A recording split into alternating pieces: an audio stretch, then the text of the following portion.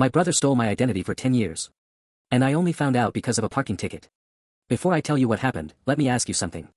If you discovered that someone had secretly been using your name, your information, and your life for years, would you call the police? Or would it change things if that person was your own brother? Because that's exactly what happened in this story. I found this while going through Reddit late one night, and honestly, the ending shocked me. Here's what happened. 3 years ago, I thought my life was completely normal. Nothing special. Nothing terrible. Just normal. I worked an office job. Paid my bills. Took my dog for walks. Watched too much TV. Most days looked exactly the same. And honestly, I liked it that way. The only complicated thing in my life was my relationship with my older brother. Growing up, he was the favorite. At least that's how it felt. Teachers loved him. Neighbors loved him. My parents loved him. Or maybe they loved us equally. It just never felt that way. He was everything I wasn't. Confident. Funny. Outgoing. The type of person who could walk into a room full of strangers and somehow leave with new friends. I was quiet. The kid who sat in the back of the classroom hoping nobody would notice him. Despite that, we were close when we were younger. At least for a while. Then life happened. College. Jobs. Relationships. Moving away. The usual things. Months would pass without us talking. Then sometimes we'd catch up over a holiday dinner and pretend everything was fine. Nothing dramatic ever happened between us. No huge fight. No betrayal. No family feud. Just distance. The kind that slowly grows until one day you realize you know almost nothing about someone's life anymore. And honestly, I thought that was the biggest problem between us. I was wrong. Very wrong. The first sign something wasn't right appeared on a rainy Tuesday afternoon. I came home from work exhausted. The kind of exhaustion where all you want is food, a shower, and silence. I opened my mailbox. Mostly junk mail. A grocery coupon. A credit card offer. Then I saw an envelope from a city I'd never visited. At first I almost threw it away. Then I noticed the words printed across the front. Parking violation notice. I laughed.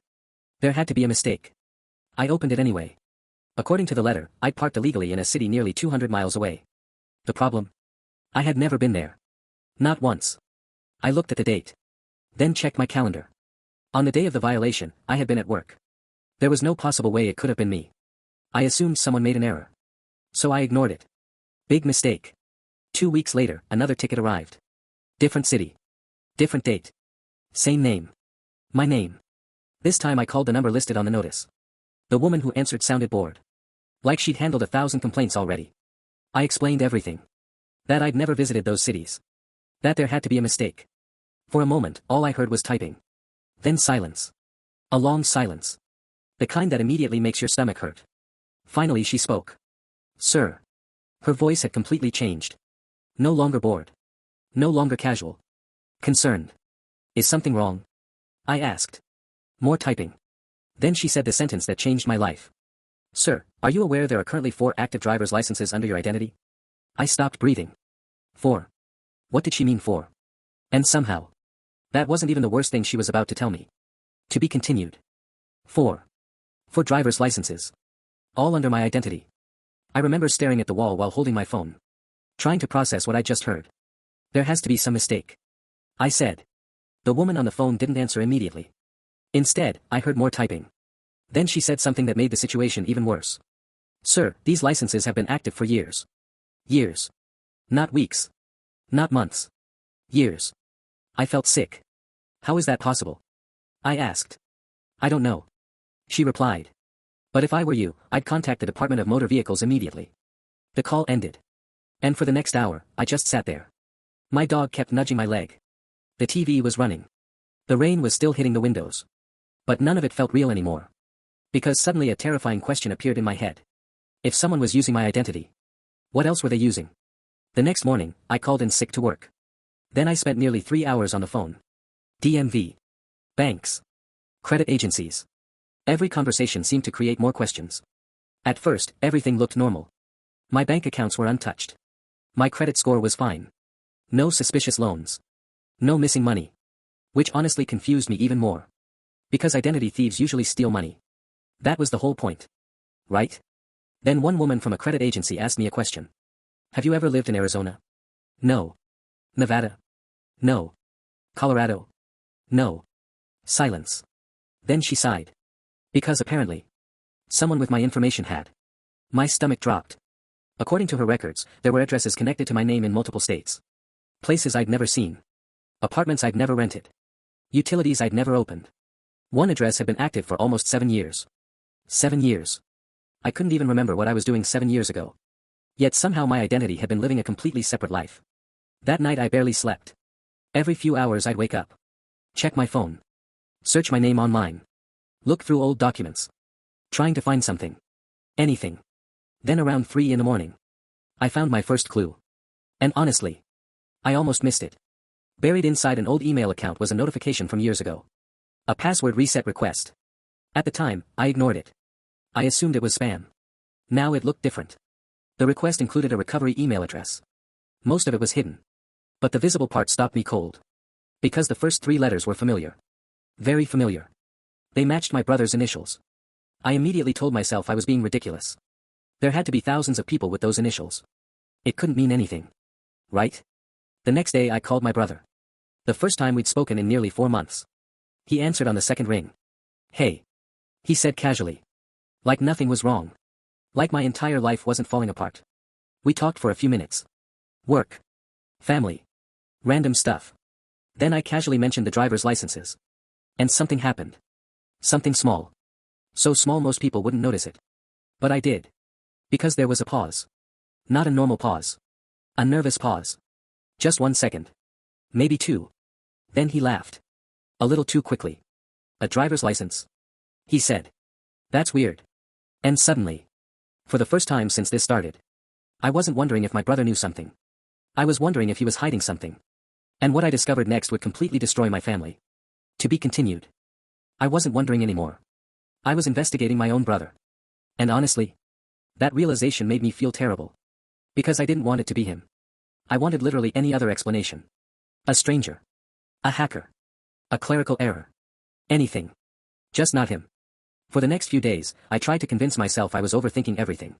Maybe the initials were a coincidence. Maybe the nervous pause meant nothing. Maybe I was just stressed. But the evidence kept piling up. And every new piece pointed in the same direction. My brother. One night after work, I pulled out an old storage box. The kind everyone has. Filled with random documents. Tax papers. Receipts. Old insurance forms. I spent nearly 4 hours going through it. Most of it was useless. Then I found something strange. A credit card application. One I never submitted. The date caught my attention. It had been filed almost 9 years ago. Around the same time my brother was struggling financially. At first I didn't think much of it. Then I noticed the mailing address.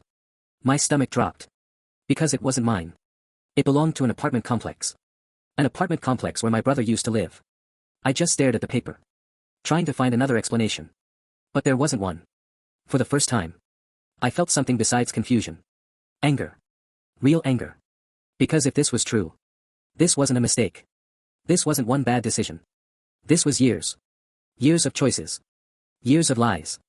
Years of someone knowingly using my identity. And somehow. I still wasn't prepared for what came next. The following weekend, my parents hosted a family barbecue. Normally I would have skipped it.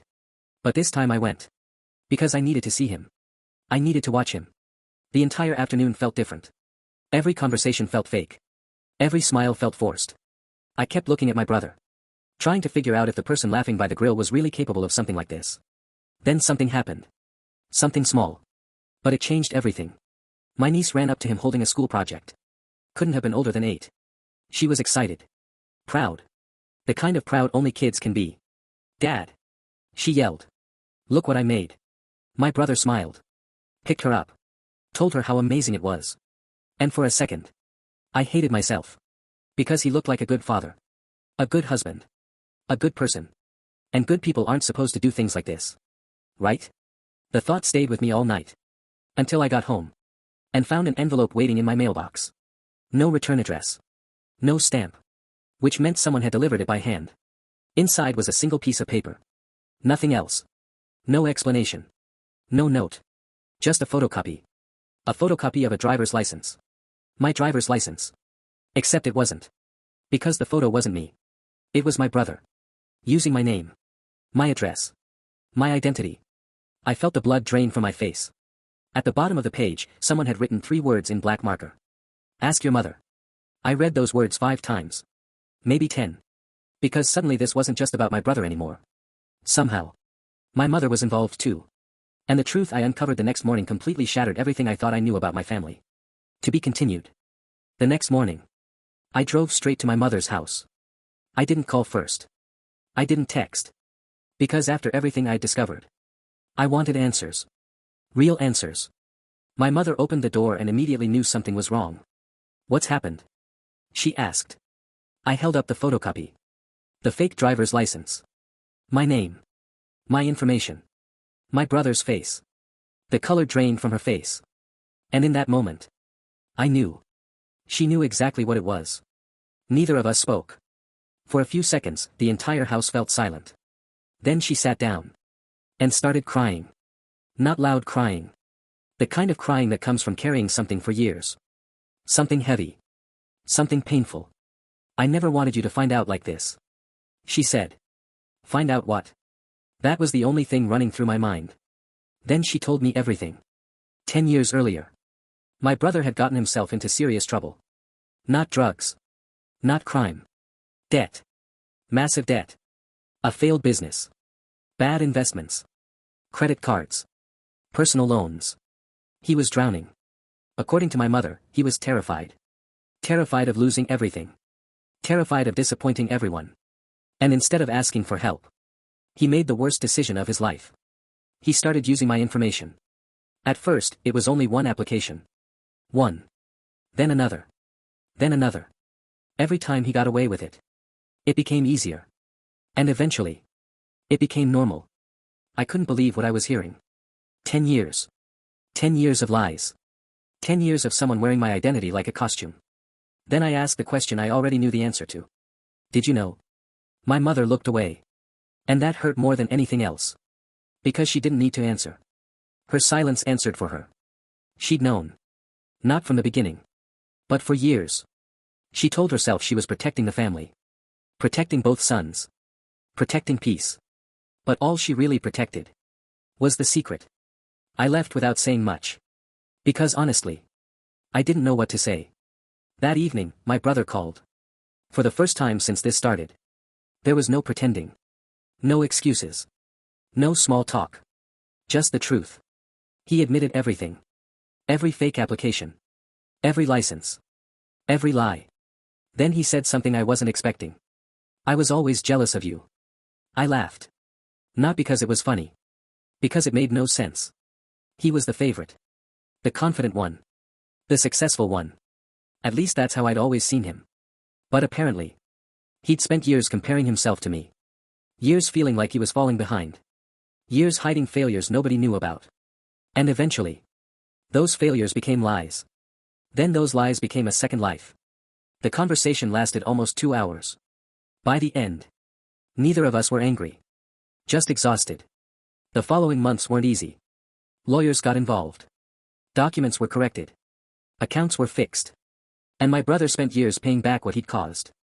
Our relationship never went back to what it was. Some things don't. But strangely, it became more honest. Because after a secret that big, there wasn't much left to hide.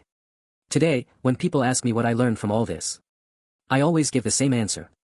The biggest betrayals don't usually come from strangers. They come from people you trust enough to never suspect. And sometimes, the hardest truth to accept is that good people can still make terrible choices. If you've made it this far, thank you for listening. And if you enjoy stories with shocking twists, family secrets, and emotional endings like this one, make sure to subscribe and follow. We've got a lot more stories coming. Now I'm curious. If your own brother stole your identity for 10 years, would you forgive him? Or would that be the end of the relationship forever?